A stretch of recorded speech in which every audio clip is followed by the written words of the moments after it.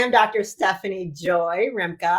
Starting to see my full name, Phil, and I'm sitting here with a special guest, somebody who I deeply admire and respect and always makes me smile. This is Phil Escott. And for those of you who know him, he's a strong you're an influencer, Phil. You're a big influencer in the carnivore community. Isn't that awesome? But if you guys aren't familiar with him, he's a natural health advocate and a longtime meditator, which we have a lot in common. He's an author, and he speaks from personal and therefore professional experience also in recovering from autoimmune disease through diet and other natural means, and trying to reduce input of artificial ingredients such as cocktails of drugs and chemicals and things of that sort, right? And so he believes in the power of, food and nutrition, as well as the power of the mind and spirituality, and how the two can be intertwined, and how religion and spirituality can commingle in the food department and create a lot of myth and lies even that have gotten people ill. And he has a great way of studying science, even though he's not a doctor. He knows more science than I think most physicians I've ever come across. And he's actually been the one that helped me have some breakthrough moments in my studying, and I was avoiding some things, and he made it real simple for me. And I said, well, that was easy, So I think, Phil, you have a great way of doing that for people. So I've interviewed you before, but this is why I asked you. I asked him last week, you guys, oh my God, please let me interview you. He posted a post just on Facebook that I liked so much. I've copied it here. And I just thought every little point you said was so good. I wanted to say, hey, can we just talk about this post? And he doesn't even remember it. So there's Phil Escott. And maybe tell him a little bit about yourself, or just say hi, and then we're going to get into it. Oh, Stephanie, thank you so much. You always give me these great intros, and I just feel so honored, because I watch your stuff and I know how amazing you are in the field of health. And it blows me away that somebody who's so educated as you and has helped so many people has any kind of regard for a simple drummer like me. And yeah, that's really sweet. You know it. And it's you know what? We need simple drummers like you that are fighting for their own health and in the healthcare field and winning and taking a stand. That you're a bridge sometimes, right? So the doctors were over here just busy seeing patients, and now because of social media, we're all starting to talk a little bit more. We got this free TV right in front of us, right, with YouTube and other kinds of things that help give us some influence. But sometimes people might just think we're selling them on something, but when they hear lay people over and over again telling their stories, that this really works. So let's just kind of talk about, this is what his post said, you guys. And I thought it was amazing. So really quick, I'm going to read what you said, because it's so many points. I'm going to go through a little bit. He goes, in the face of all this crap about meat packing plants spreading COVID and pseudoscientific articles and various papers popping up about how we should eat less meat, I thought I'd make a post from a comment I made. For the benefit of anyone reading this who might think the carnivore diet is a crazy fad and meat isn't essential, I can't resist explaining some facts about it. We need to realize how important it is that we don't lose our meat supplies, even for people who aren't fully carnivore. 1, it's not a fad. It's a basic reset, a medical intervention, if you like. There is no doubt, shown by gut permeability tests, that is the most powerful way to reverse a damaged gut and insulin resistance, which are at the root of almost all modern diseases. Now, you go on, but I could kind of mic drop right there. Yeah, it's a funny one, isn't it? We always get, every time I post about it, like in other groups where I sail very close to being banned all the time. I think I've been banned from every single arthritis group for giving out the advice that helped me and so many thousands to heal, when they just want to talk about their medications and post pictures of their swollen fingers. And it's heartbreaking. Their rheumatologists have told them that diet won't work. Nothing will work except for their pills. And they'll have it forever, and the pills might control it while it blows up their liver and whatever. But I've seen it too many times. I'm sure you have now. This ridiculous miracle of just going back to beef, fatty beef, lamb, maybe some fish, some egg yolks, and water and salt. And it doesn't mean to say you're stuck on that forever. It doesn't mean to say we are the opposite of vegans and militant. It's a reset. I've chosen to stay on it for 5 years because I feel better and I love eating this way. But I never say everybody should. You can go back and you can reintroduce things. And once the gut's healed, it's great. But when you actually see the amount of nonsense that's been going on in the diet world and the complete guesswork in the field of the microbiome, where we always go with that human trait of more is better, which came from studying the Hadza, who have incredibly diverse microbiome in Tanzania. And they're always studying them. And yes, they don't have chronic disease, but, they're not that healthy. And yet, just down the valley or whatever, you've got the Maasai who eat meat, blood, and raw milk. And they're 7 foot tall and they kill lions. It's like, okay, and they've got a simplified microbiome. Who is actually the healthiest? Why are we worried about the Hadza down there? So when you actually look at, for example, the work they're doing, my great friend Sophie Clements, I don't know if you've ever spoken to her, but she's marvelous at paleomedicina in Hungary, and her husband Csaba Tot, and they're showing from these gut permeability tests, these PEG tests, that even with a little bit of plants left in the diet, and quite often even with a little bit of dairy left in the diet, depending on which exact autoimmune condition you have. Some of them they're very, very dodgy for, some not so bad. But even with that, even if it's a few molecules, literally, they're saying that this interferes with healing of the gut. And it's a very simple test, the PEG test. If nobody knows, it's just, I don't know exactly, but it's swallowing some kind of sugar, isn't it? And then it goes through the wall of the gut and into the blood, and you can test how much comes through. So you can see how leaky the gut is to various substances. And so it's easy to show that the gut is still leaky, and it doesn't heal up while there's any plants left in the diet. It just seems to be so obvious now to me with this testing of exactly what's happening with all the people who have experienced this. Because I've been recently on a Graves' disease site and also a liver flushing site. And there's more on the liver flushing site, more carnivores and keto people starting to appear, which is nice. So I've got some backup and I haven't been thrown out immediately, which I usually do. But you can see that they really need this knowledge because they're on all this. I mean, liver flushing, I think, is one of the kind of woo-woo things, if you like, that really does seem to work. But it's less necessary if you're eating good fats and not clogging the liver up with grains and processed foods and whatever. But they're all saying, oh yes, and I eat like this, and I eat very clean, a good plant-based diet. I mean, to me, that is the dirtiest diet. It's not eating clean at all. It's clogging up everything in the system with plant toxins and deuterium and God knows what, and ripping the gut to bits. So I just think half of these people are doing these endless liver flushes that can be very useful, but they wouldn't need any of them probably if they actually kept the liver flowing through with some good fats and some meat that doesn't damage the gut and the whole bile system in the first place. So, I think that's the key to it, just that to recognize it as an intervention. It's not like, hey, we're carnivore and we hate vegans and all that sort of nonsense. I mean, most of us are ex-vegans, aren't we? Most people who went carnivore, yeah, we've been through the vegan thing. We all have. It's pretty easy to think that that's the way. So it's not an extreme. It's not dangerous. It's totally safe. You get all the nutrients. I just love it to be seen as safe and blow up all the dietary bullshit that says eat all your 5 a day, eat whole grains and all of that keeps people sick. And then we can use it as we want and people can come out of it as they want if they want to. It's as simple as that. So just, stop demonizing meat and meat packing plants and get on with eating some proper food. Okay. So right there, you said, I understood everything you said. Some of the listeners might not know what deuterium is. They may not understand what the clogged up liver means. They might not understand a few things. That's okay. So let's break this down, you guys. First, 101, what is carnivore?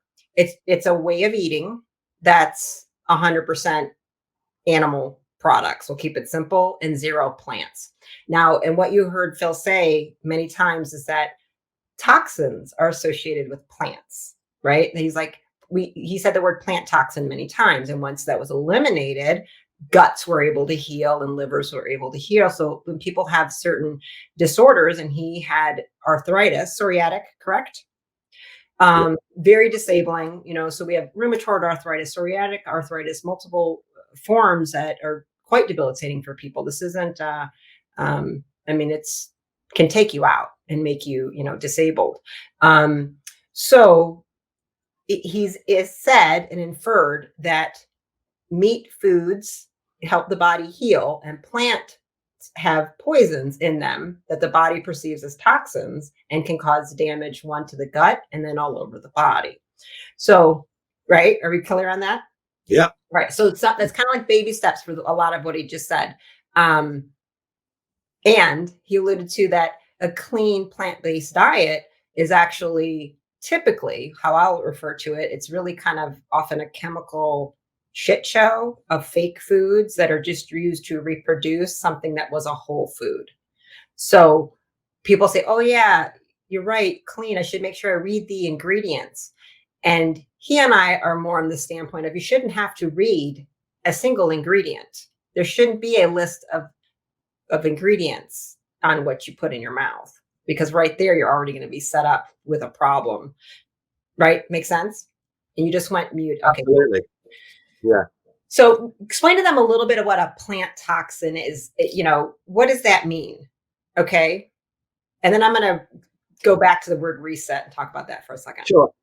Well, what people don't seem to realize is that, we'll start with a simple one, that the vegetables that you find in your supermarket or even at your local farmer's market really didn't exist in our ancestry. They've all been created by man. Broccoli didn't exist. Cauliflower didn't exist. We would have had leaves and herbs and things like that, most of which are quite dangerous. Most plants in the wild will do you serious damage if you eat them. There are a few that you can eat without harm, and we would have probably used them as medicines. We would have probably used them as flavorings, but we didn't eat a load of leaves and stalks. No hunter-gatherer tribe really eats a load of leaves and stalks, and we do. That's a major myth that keeps being propagated with even the term hunter-gatherer. I kind of hate that term. Yeah. Because the research, the best of what we can tell now, there was a huge discovery that, oh, wow, when they figured out in the bones, like people are eating way more animal than we realize. Like it wasn't a lot of gathering going on. They really weren't wearing themselves out trying to find food. In fact, they weren't starving at all. They were really smart and knew how to kill a whole bunch of animals at one time by digging a hole and driving the woolly mammoth into it or whatever. We were pretty big brains from eating a lot of fatty meat developed, which we're real weak. I'm real weak compared to a woolly mammoth, right? You and I could not by ourselves just take it on with brute strength. But cognitively, our brains outwit them. And in tribal communities, they knew all kinds of ways. People don't really understand that. They've been taught the myth of, people were out picking berries, and this is what, and apples and kale out of the ground, which didn't exist, 10,000 years ago, 40,000 years ago. And they, were lucky if they were able to eat an animal. That's what people are taught in school. And it's not true. We know that's the false history that continues. Well, we can tell from the bone isotope records, can't we? What sort of percentage of proteins and fats and whatever that our ancestors ate, and it looks pretty much like they survived on largely ruminant animals. And it was mammoths and aurochs and whatever, and eventually we might have hunted them to extinction and gone down to the coast and had fish or hunted smaller animals. Or just moved north or whatever we did. But fatty meat has always been the preferred food. To me, I always say that I'd studied it for 40 years, studied diet and whatever, gone through all of these different things. And why didn't I just look at a cave painting? Because that shows what they really valued. Yeah. And there's no broccoli, there's no cauliflower, there's no kale, there's none of Dr. Greger's daily dozen bowel movements foods. Right. It's these foods that we buy and we're told are healthy are really not healthy. Of course, we ate nuts, and we ate berries, and we ate honey, and we ate fruit that we found, and we ate tubers very often. And I don't think, you see, I'm not somebody who actually thinks carbohydrates are bad.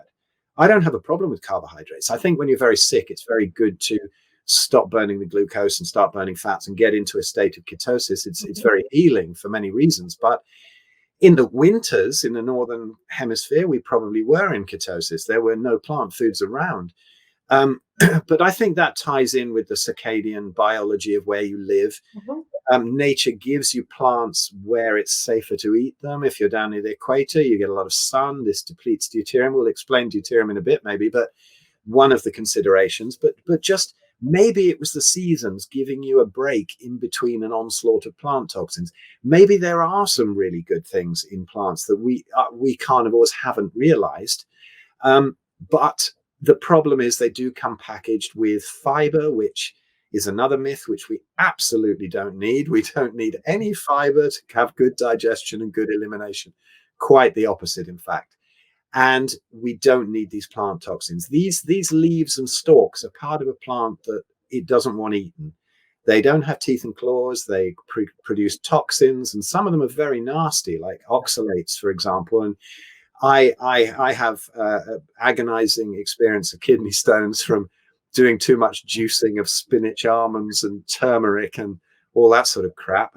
And when you drop the plants, quite often that's a point where the body gets rid of these toxins. So people get frightened and think the meat's caused it and run back again. But once the dumping's over or it calms down, then you're okay. But I think nowadays we eat these things year round, and we absolutely assume that everything in the vegetable counter and fruit counter is fine.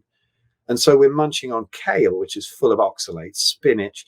Yeah. Then we're munching on lovely, healthy fruit, as we think, and we're eating papayas and mangoes and bananas in the winter in England while we're bathed in blue light and EMFs.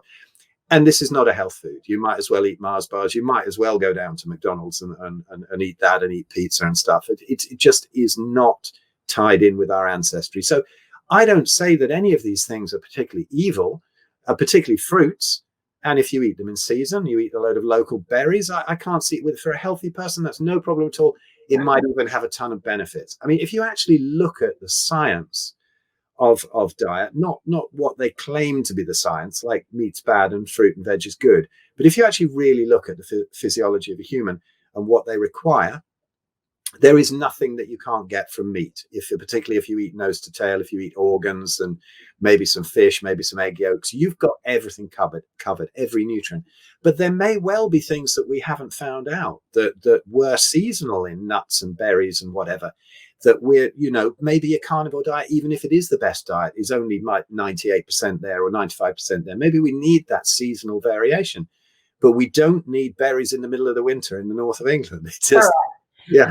All right. So this, you guys, you just broke down many things. Plants don't have teeth or claws. So the way they protect themselves from you killing them is by making parts of their body be full of poison to make bugs, animals, and humans sick or die.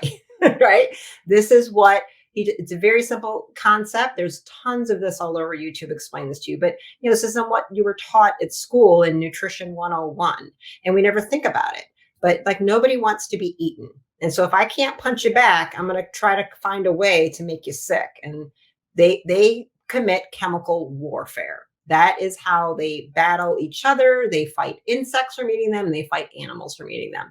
So in that, he talked about like oxalates were an example, and people are getting kidney stones like crazy right now, Phil, from the insane juicing craze. And maybe I'll ask you for fun, your opinion of the medical medium and celery juice, because that's a fun one. And you keep going to mute, just so you know. Do you keep doing it? You do it yourself? Okay. I do it myself in case the kids make a walk-in. Well, so we can, that's a whole other spin-off we could do just on that guy and all of that, what's happening in that culture, that subculture that he's created. But I want to come back to what everything you just said was basically saying, hey, it's about nature, that following the signals of light and temperature and season and your geography and where you are and what's actually available and growing to, that was a natural actual plant that wasn't created artificially in some modernized hybrid version of things that exist that didn't exist. Okay. Because a lot of people think the food that the fruits and vegetables we're seeing today it is what grows in nature, but it's not. That's the thing. You aren't even eating things that are actually natural anymore. Those are not the things that are found in nature. There's been a shift in that. And what you've said from the beginning in that number one post is, think of this as a medical intervention. And you use the word reset. And that's exactly the word I use. I have a 90-day course, Phil, that I teach. I only do women right now. I started with men and women, but just women and having a private space subculture to talk about food and their emotions. It seems like a better thing that I went women only in there. And we do a 90-day, I call it the 3R reset. That's its name. And the 3Rs stand for rest, restore, and renew. So in rest, I do a lot because women are, all of us, but in particular, I find women, my patients, the mothers of all these special needs children, they're very addicted to busy. They're very addicted to the chaos of hustle and grind and never stopping giving, to their children and to their partners. And they're exhausted, right? They're always taking care of the kids, the husband or the wife. And then also this just caught in that cycle of addiction. So of busy, I'm so busy, I'm working. That's like such an honor now. People like, it's like a thing like, oh, you're so busy. If you aren't, you're seen as lazy, right? So I work on rest in a lot of mindset ways with them, teaching them visualization, teaching them affirmation, teaching them a whole bunch of stuff to slow down and let their bodies heal. And they don't really see how all that busyness has, like, how can you heal an autoimmune disorder if you're wasting through whatever energy you have and you don't really honor sleep and you don't really honor rest and you don't know how to meditate or how to be still. So there's a lot and then the second part, it's carnivore. So the way of eating, like foundation, I teach like, let's go carnivore. It's just a reset, you guys. It's a 90-day elimination reset. You don't have to stay there, but I want to remove all the poison and feed you with everything you need that you probably are malnourished in. Because most women have been brainwashed into, low-fat chicken breast and salad. And I'm like, they haven't had a steak, in a month or 6 years. So what do you, and then the last part is kind of a little bit of a hormone optimization. I do a little bit of some gut healing. I use peptides actually in my course and some homeopathics and some hormone optimization to help women in particular that are dealing with perimenopause and menopause, and then some gut permeability issues. So I address that in a group format over 90 days in an e-learning center. It's a lot to take on, but it makes it affordable and it makes me help a lot of women at once without an hour each page. I can only see so many a week that way, right? So it's a way I found to leverage this and use this really powerful tool. And sometimes people will be like, that sounds crazy, but I love that you said it like the same word. It's just a reset. And I help transition. Some of them go keto, low carb, seasonal variation eating. I teach them finally what the sun means and what the seasons mean and why they should eat according to that and to where they live. Or some like you stay carnivore, like me. I just say, this is so easy and I feel so good. I really don't see the point. Now, if I'm out and about and I want, let's say I use the example all the time. I said, hey, you guys, it's the middle of summer and you take your kids to a wild berry patch and you're doing this family activity together, eat them, knock yourself out. If you don't have some medical issue, this is not a religion to me. I'm not dogmatic. Now, some people are so sick, they can't seem to tolerate that. And if they can be free of chronic Lyme, free of ulcerative colitis, free of rheumatoid arthritis by just eliminating plants and eating 3 steaks a day, more power to you, and let them do what they want to do. And it is a deep concern if their meat supply is going to be cut off because that's their medicine. The alternative of eating that other stuff will destroy them. And their symptoms will come back and they'll be in bed again with chronic fatigue and fibromyalgia and Lyme symptoms and things like that. So I love that you use that word reset because that's exactly how I see it. And if people want to continue with it, more power to you, but you don't have to. But certainly most people, after spending, 3 to 6 months in this way of eating, they don't go back to processed foods and grains and seed oils. All the things that we know now are just absolutely devastating and destructive to the human body. No ifs, ands, or buts about it. You will destroy yourself with soybean oil and corn oil. What are some of all the other ones? By the way, these are all the oils they use in every restaurant, all the fast food, and every processed product. So if you're like, well, I eat really clean. And if it's coming out of a box with 20 things in it, you don't eat clean. I don't care what plant-based marketing it says on the box. You're having so much processed polyunsaturated fatty acids clogging up your liver and other things. So just, let's talk about that a little bit more as the medical intervention and the people to you, I know it doesn't sound crazy. You know what I mean? Or if somebody was thinking about it, you would say, no, it's not crazy. It's just a reset, right? Well, I think something's just occurred to me that's kind of relevant, but I don't know if you've ever heard of this, but there was a study they did on rats, and they gave, there was 3 groups of rats, I think. I can't remember exactly what they gave them, but one was a load of trans fats and really horrible processed fats. And then the other one, some kind of other plant fats. And a third group was tallow. Now, that was the main fats in their diet. The experiment was to see if they'd give them loads of alcohol and see how their livers would blow up.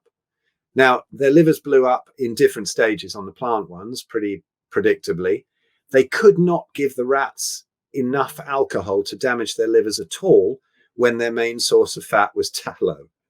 And I think this is an amazing example. I mean, I know it's a rat study, but it just shows why so many carnivores are getting rid of fatty liver. I mean, I got rid of fatty liver. I had cysts on the liver that are not supposed to disappear. And I remember going back and having scans, having ultrasound and saying, oh, the cysts have disappeared as well, have they? You can't have had cysts. Yeah. And they're turning me over and over, getting really sort of, I said, go and search on the screen from my records. Oh, you did. How did you do that? Oh, isn't that dangerous? Right. It's funny, isn't it? Well, you can see that my liver's got rid of cysts. It was amazing. And these things, the combination of these processed carbs and seed oils, I mean, can there be a more blatant example of the worst in Western diets than a donut? Because I mean, you've got the grain, the human body, perfect combination. It's evil genius. Yeah, it is. Yeah, grains, seed oils, and sugar over the top, and so it's totally addictive. Yeah. Carbohydrates and fats, which never occurs in nature, and they picked carbohydrates and fats which don't occur in nature either, and combine them together. So that's just death. And people have done it really the similar thing for decades when they had these low fat spreads and stuff. So they spread that on their toast, and that's basically the same thing as a donut. Oh, this is heart healthy. And it's been lunacy for ages. But then people think, okay, well, as long as I'm eating my 5 a day, my fruit and veg, but until they understand what this fruit and veg actually is and how it was never in the wild. And then even if you do prove that, then the vegans will come back and say, well, the meat's nothing like we ate in the wild. And it's all full of hormones and steroids and God knows what. Well, actually, no. Some of the chicken is, some of the pork is, it's not kept in very good conditions and they're fed too many grains. And so the meat will be not so good and the fats will be more sort of weighed towards omega-6s than omega-3s. It messes up the animals. Mm-hmm. But if you eat a good ruminant animal, they can deal with that stuff and they have livers that filter it out. And the meat, although I mean, I'm sure it's not as good as a wild caught mammoth, but it is so much better than any plant food. Yeah. Even the grain finished meat, if it's from a ruminant animal. And that's wonderful. I mean, I see people who are very sick who fail on a carnivore diet because they include a little bit of pork and chicken. Mm-hmm. I recommend that to my patients when we start. Like, I try to be really easy with it, Phil. And in my courses or my patients, again, with patients, I can be a little bit more because I have all the labs. I can see what's going on. And typically they have more financial resources. So, and many of them are already getting things from a local farmer kind of a thing. But for my mother, right, who is on a fixed income and in her 70s, and has type 2 diabetes. At this point, I tell people, let me be real clear. I don't care whatever meat she buys, whatever hamburger that she buys in that local grocery store, it is 10 times better than her having oatmeal for breakfast. It is, Absolutely. 100 times better than having cottage cheese with a fruit cocktail that the American Diabetes Association tells her she should be eating for breakfast. So I don't care if those are the raw. I eat eggs that are foraged from little chickens that are free from a farm, like out totally no grain in a 300-acre farm here locally to me in Atlanta. My mother just gets them from a local grocery store. And you know what? That is still 100 times better than her having a bowl of cereal, right? There's no question. So I want people to not be overwhelmed with the financial, like, wow, I said, okay, I eat mostly grass. There's a definitely a difference between a grass-fed, completely pastured animal eating exactly what it's supposed to eat. The environmental impact is way better for regenerative farming. I'm right here with White Oak Farming, by the way. So that's right here. Oh, cool. He's here. That is the man that actually taught me how to buy meat in the grocery store. I met, him years ago, didn't know. He explained it. I was coming off of being a vegan for 12 years. I didn't know what I was doing. I said, well, how do I got a crock pot. What should I buy? And he taught me how to buy it. And he was there promoting his grass-fed meat. So not everybody, that's the best way, right? But again, you got to start with where you can start. So there's no question. Chicken and pork are the lowest quality. I try to get all my women to stop eating chicken in my groups. And what do most Americans eat, Phil? They eat chicken. Well, yeah, because of the fear of red meat, the consumption of chicken has gone up. I know, it's horrible. Yeah. So, I mean, if somebody came to me, here, are you guys the same way in England? Okay. Yeah. I mean, if somebody came to me with diabetes, type 2 diabetes, you can fix that on anything, really, as long as you stay on meat. Yeah. If somebody comes with something very tricky and early stages of healing autoimmune, I will say avoid pork and chicken. Yeah. But I won't necessarily say eat all grass fed. But we have I have a few dodges on that. It's like if there's anything wrong with meat, it's usually in the fat. And because early on, particularly in healing the gut, you want to be eating very, very high fat carnivore. I think it's perfectly okay to go to the supermarket and get some low fat ground beef or something, or get some an ordinary roasting joint which doesn't have much fat on it, which is pretty cheap. And then what we do is go to the grass-fed place, which has very expensive meat that we couldn't afford to eat every day. But then we buy all their fatty offcuts, and because everybody's scared of fat, that's really cheap. Yeah. And so then we'll put that lean meat in a roasting tray, put loads of the really good fat around it, and then it melts down into tallow, and then you get the crispy bits, and it tastes fantastic with the meat. That's one of the dodges. That's one of the dodges I'd say to people who want to eat the best quality ruminant animals, but they don't have the money to buy it all the time from the grass-fed local farm, and just buy their fat, because that's where, if there are any toxins in an animal, very much they're concentrated in the fat rather than the muscle meat. So have it. And then people get frightened of liver. I say, what about organs? What do you do with the organs? Well, I love it, but I mean, some people get frightened of liver. Not particularly. I'm not talking about people who don't like to eat it, but toxin. The people who say it's full of toxins, but no, it's a filter. It goes out, and the toxins go somewhere else.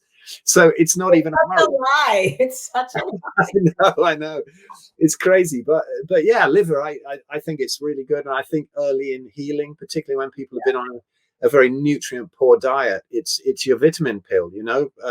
Something like oysters and liver are your vitamin pills, and bone marrow, and I mean, if you that here, Phil, my grandmothers, that's what they made.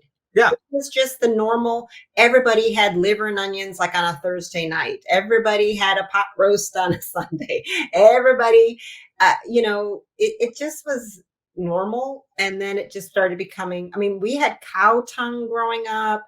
My mom was Indian, so there's different foods that it wasn't the Greeks.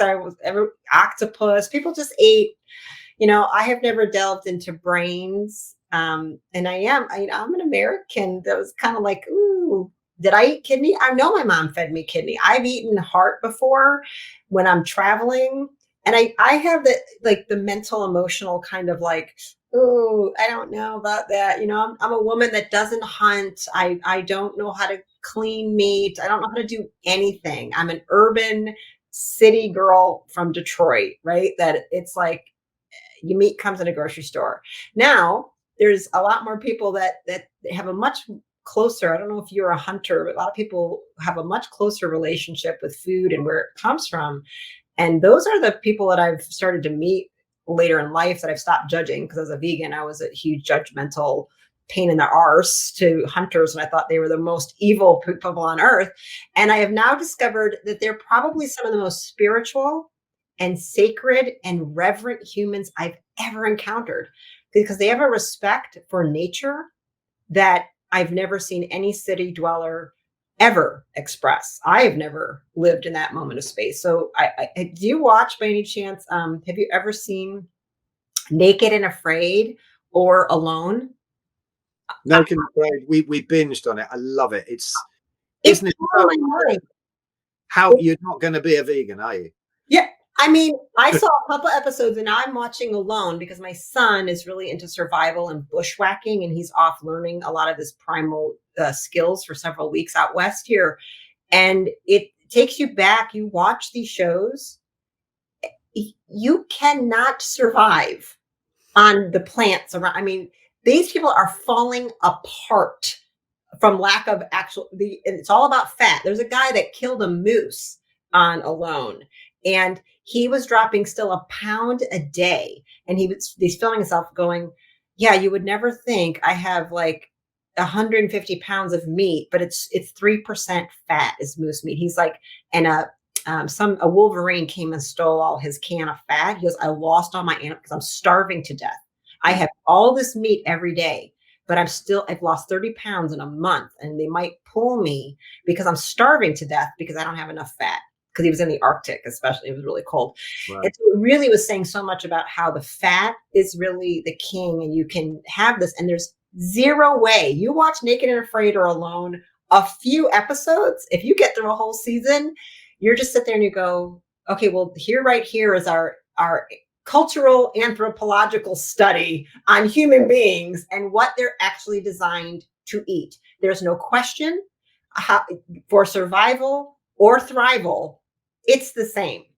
And to think we're not that type of animal today is an absolute lie. And I'm tired of I don't know, kind of teaching us that this is not who we are and there's something wrong with being what we're designed to be. Yeah, and have you noticed that in Naked and Afraid, whenever they get really, really sick and have to get like stretchered off, and they tap out, medical tap out, it's usually because they've eaten the wrong plant. Oh yeah, many times. I haven't seen much of it. Yes, but yes. I mean, it's very rare. I think like this. I mean, yeah, people seem to get that. Yeah, a couple of times I think I've seen somebody eat some particular type of meat that wasn't advisable to eat, but it's very rare that there is any meat that will harm you. Somebody ate some frog or something that had poison in it or something. Oh, yeah. I think, and you'd know that really. I mean, it's a risk, but the plants, most animals, you can just eat them, and that's fine. You can eat them raw too, but you try eating raw plants, and you're gonna be in trouble the first day. Poisonous plants are a part of our literature. It's nobody tried to murder somebody with poisoned buffalo, but they use some hemlock and some other like oleander. I mean, it's a part of a well-known way to kill people, and it's a well-known way that shaman and medicine women have been using these plants also medicinally. I'm a huge fan, like you said, of plants are medicine, meat is food. There can be some little bit of exception here and there. Again, fruit has its own special argument that we talked about before. But, so let's just wrap it up and tie it into this post that you talked about, obviously with COVID. This is where we're at right now. We have a lot going on.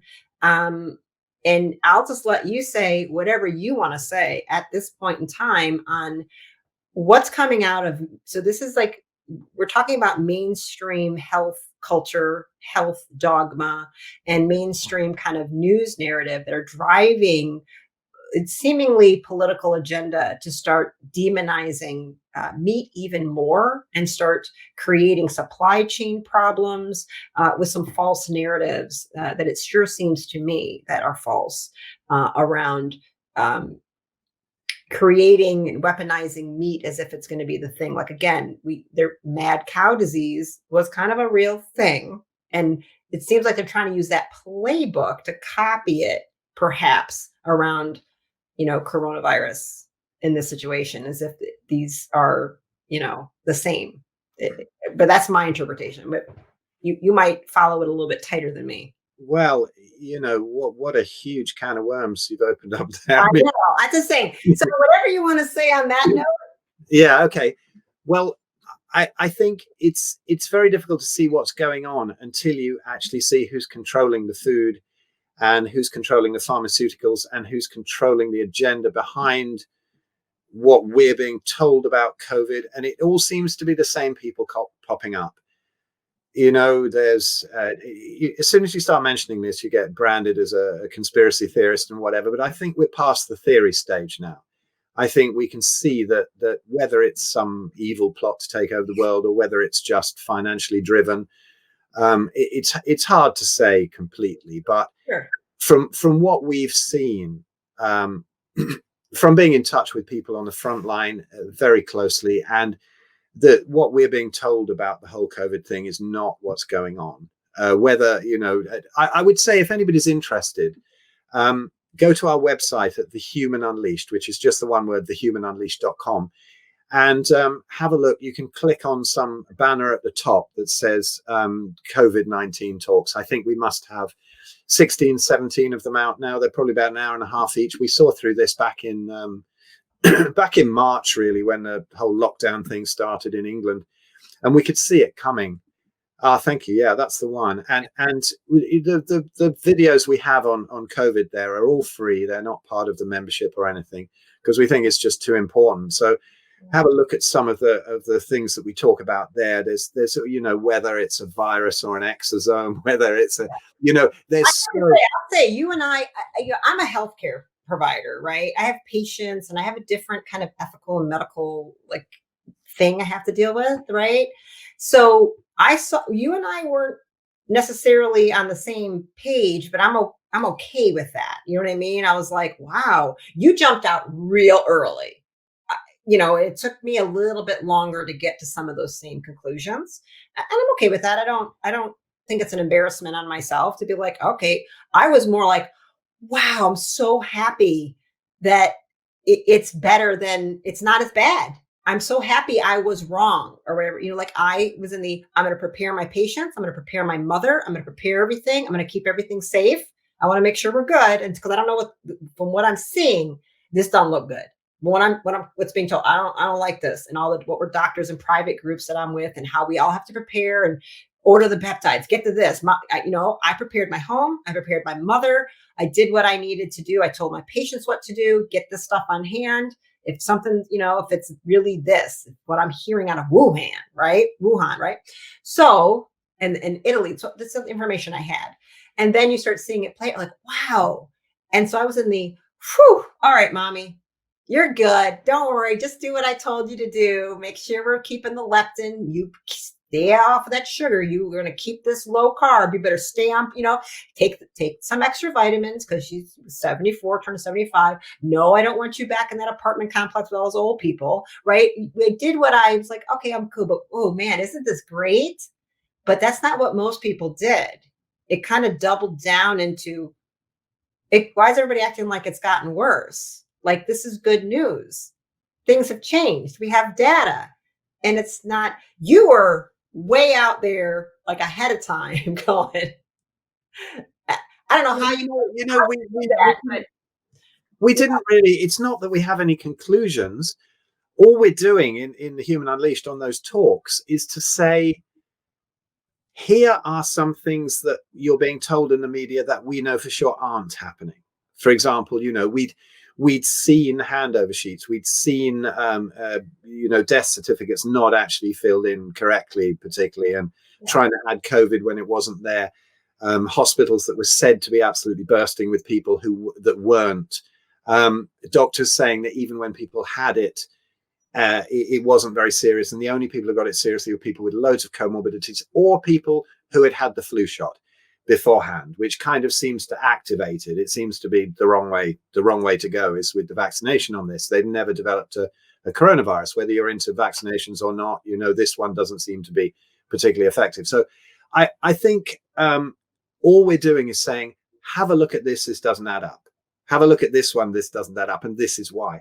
And even the basic theory of whether a virus is actually pathogenic and can be transmitted from one person to another is, I would say, in question. Now, the reason why I say it's in question is because look at dietary guidelines with the stuff that started with Ansel Keys and the lipid hypothesis and all that, you know, and for 60 years, we've told people that we need to eat seed oils and whole grains and that animal fats are bad because it was based on a theory that was never proven.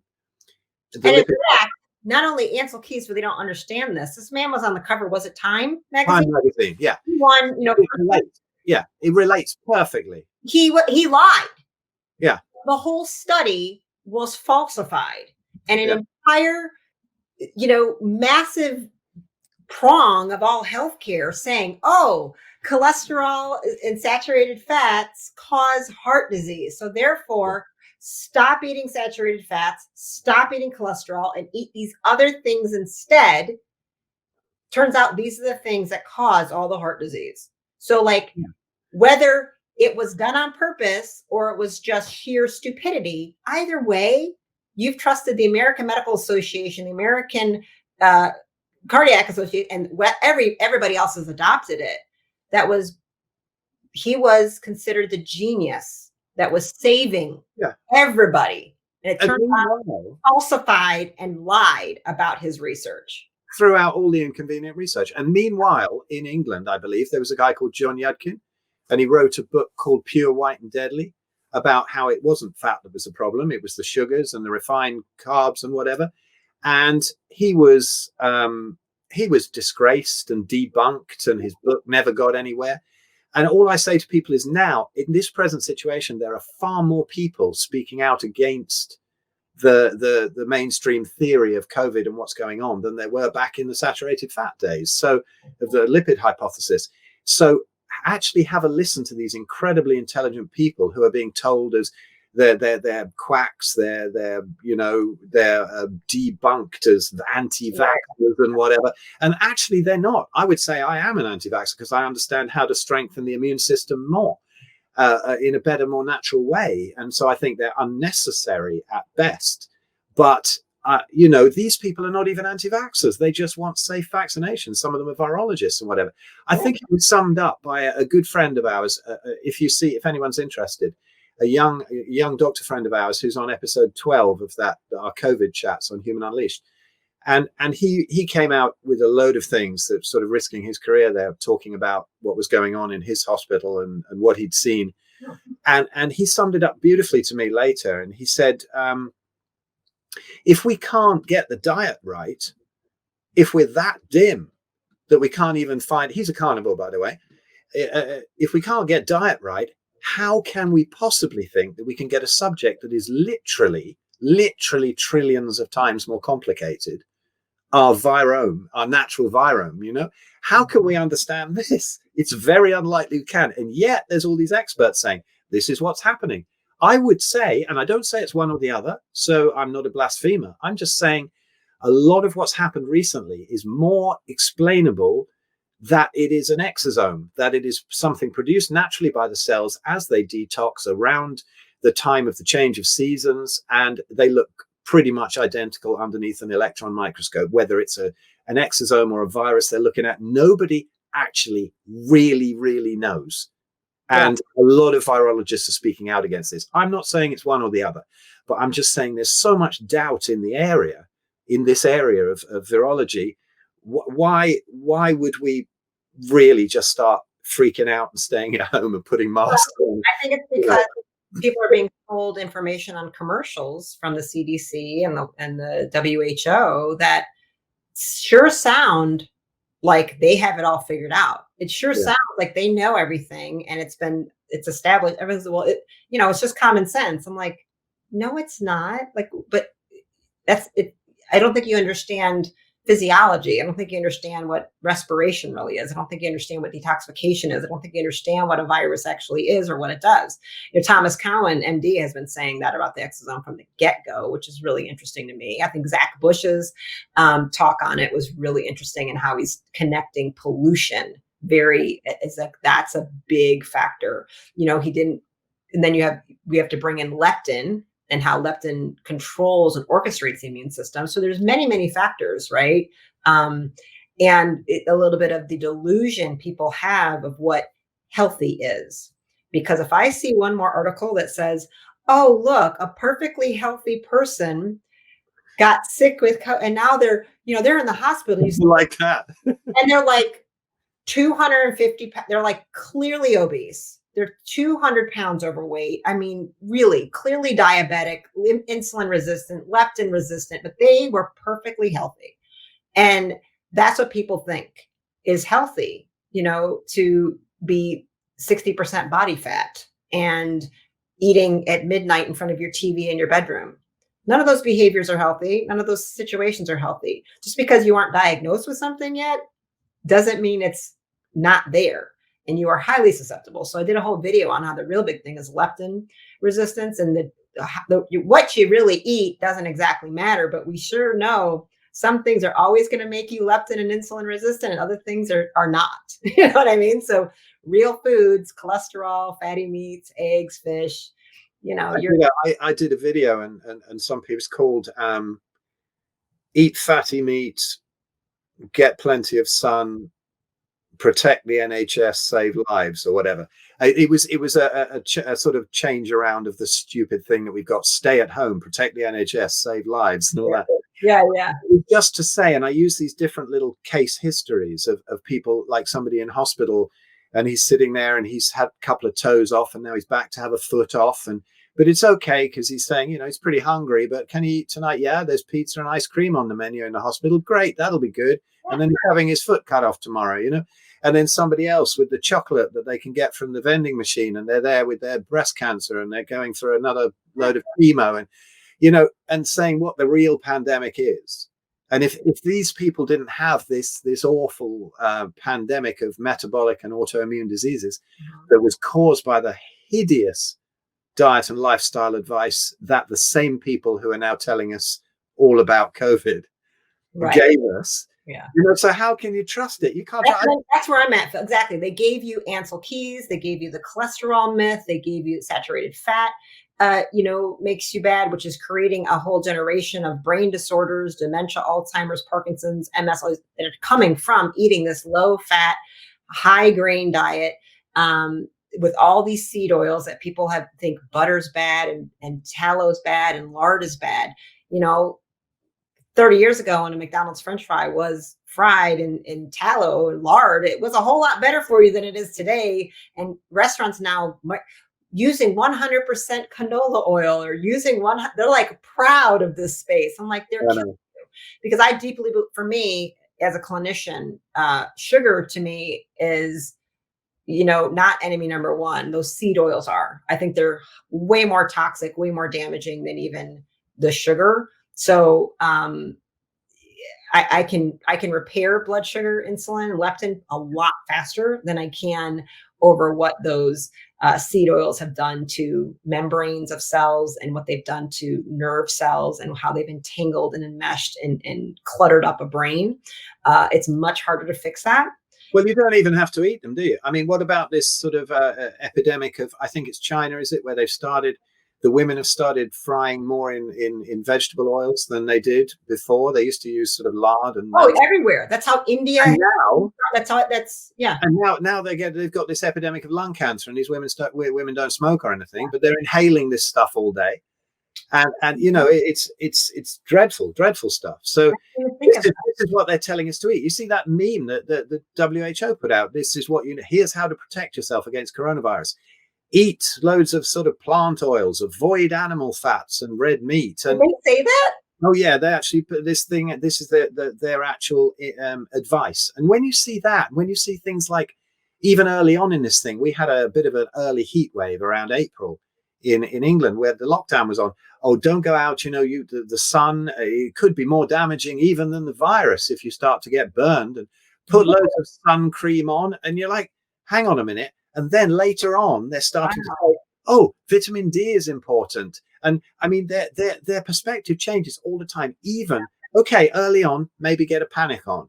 But even now, if you're only watching the mainstream media, they have made so many ridiculous turnarounds and mistakes that even if you take their figures as genuine, which they're most definitely not, we can see that from what we've seen in hospitals. But, you know, if you take it all as absolute gospel, but then you look back and you say, no, come on, they've changed their minds so many times. It's just nonsense. The whole thing is a complete parody. And now we've gone down from 2 meters to 1 meter. So the virus now has become disabled in some way. It can only jump 1 meter, you know? And then so I saw a lovely meme just earlier. It's the only virus in the history of all viruses that apparently does this. Yeah, I know. And it also can tell the difference between a race riot, a protest, and a lockdown protest. You can't protest a lockdown. And then I saw a lovely one earlier on today, which said a mask protects against the virus just the same as your underpants protect against a fart. It's not going to hold it in, is it? I mean, it's proper nonsense. Well, if you guys want more information on this stuff and his style, Phil does it with a few other guys that they all do. It's 4 of you total, correct? Yeah. I mean, two of the other guys are way more knowledgeable than me about this side of it. Don't say that. But everybody has their expertise. Everybody gets together. And so really, really cool. So he's got a podcast and he has some paid memberships around that. But like I said, a lot of this is free. The same way I've done a lot of the COVID stuff. I just put the information out there, and I have PDFs that you guys can request as well to download free resources on kind of the ways to really increase. I talk about hormones and way of eating and kind of your redox potential. I talk about your electromagnetic charge and the way you can do it. So we're not going to get into that kind of stuff at this point. I have a lot of videos on that. He talks about that and stuff. But I give you some simple suggestions of things you can do that are not just for this, but you know, the reality is you're encountering, you know, hundreds of thousands of viruses all the time. You have them within you. We're going to be constantly doing this. They're constantly mutating. We've never lived in so much fear over every seasonal virus that comes along that your body can always handle, because there hasn't been a single pathogen that has wiped out humanity. Everybody needs to remember that. I think they forget, you know, the Black Plague didn't kill everybody. Like we've never had anything that the human body can't actually recover from at all, ever. That's not how it works.